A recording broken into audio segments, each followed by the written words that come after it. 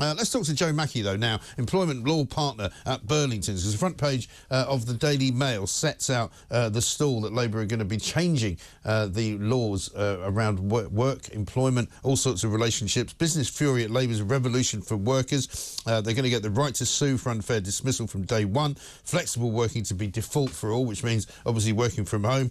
A red tape nightmare, they say, that will kill jobs. Joe, very good morning to you. Morning, Mike. How you doing? Yeah, not bad at all. I mean, business apparently hasn't taken too kindly to this. The Mail says that bosses say that this will inject fear into the workplace. It will be bad for job opportunities. What do you make of it? So we've certainly seen people not taking on new staff and making staff that they're unsure about redundant in the last few months because of this, the talking that's been going on about this bill. But in all honesty, I don't think a lot's going to change.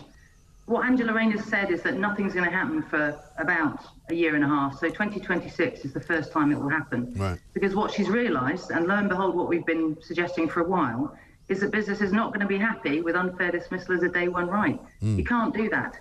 So what's going to be announced today is, yes, in theory, it should be a day one right, but we are going to make a statutory probationary period. I suspect it's going to be 9 months, right, up from the current 3 to 6.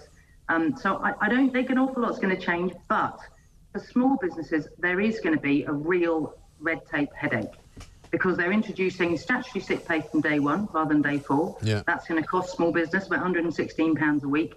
They're introducing free so you don't have to have any qualifying period, parental leave and bereavement leave from day one. That's going to cost business, obviously, money, but even though it's free, it's going to cost them their output. But it's also, if you imagine a small business has got one person doing the HR, suddenly that one person is completely overrun with requests for flexible working, with trying to work out whether or not they can give flexible working, with seeking advice on all sorts of things and getting people on their free leave. It's going to be a real headache for smaller businesses. Because, I mean, anything that involves more red tape is always a nightmare for small businesses. I speak as somebody who runs a small business, so I can kind of know what it's like.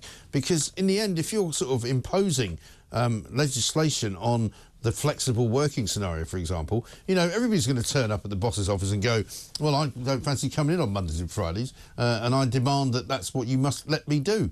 And so at the moment, it's all done relatively kind of, you know, I would say smoothly and with, you know, both sides agreeing to some kind of compromise. This sounds like it's going to create a situation where workers can demand to work from home. So what they've said is it's going to be the default position. So yes, you can ask to work from home, but a business still has the right to say no, and it has to say so on business grounds, reasonable business grounds. That's really not a huge change from what we have now. Right. But, you know, it's a bit of kite flying by Labour. They're trying to keep everybody happy. What they've realised, I think even what Angela Rayner's realised, is that to grow the economy, to get us out of the mess we're in, we need to keep business happy and we need to create more jobs. And they can't do that if they just slaughter small businesses, which is what their current plans would have done. And would, as far as you understand it, would all of these things apply to only members of staff, for example? Because I'm wondering, I suppose, whether this will have a knock-on effect of people hiring people to work on a freelance basis or to work and sort of 0 hours contracts, because they might say, well, if you're on staff, you get all these rights, but if you're not on staff, you don't. Yes, so they've said they're going to get rid of 0 hours contracts. So that's one thing we will have to see what the detail is, because they haven't set out the detail in their bill yet, but that's their aim, get rid of them full stop. What they've abandoned is their promise to deliver one class of employer, which is called worker. So everybody would have the same rights. Currently, you have to work 2 years to be an employee and have the employment rights that you have when you've stayed with your business that long. But they've abandoned all that, so that's not really going to change. So from what you're saying, Joe, it is a bit of a smoke and mirrors job, this, because in the short term, certainly in the next sort of 18 months to 2 years, nobody's really going to have any different rights than they have now.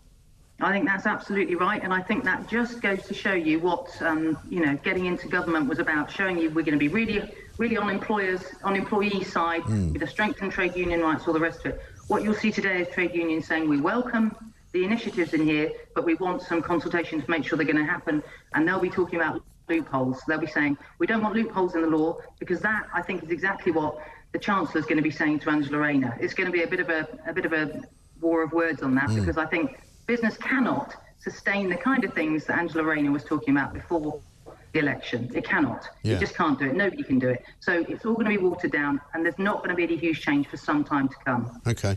Brilliant. Thank you very much indeed. Joe Mackey there with a very good illustration and a kind of explanation of what this law actually means. And the bottom line seems to be, despite the front page of the Daily Mail, it's not going to mean very much.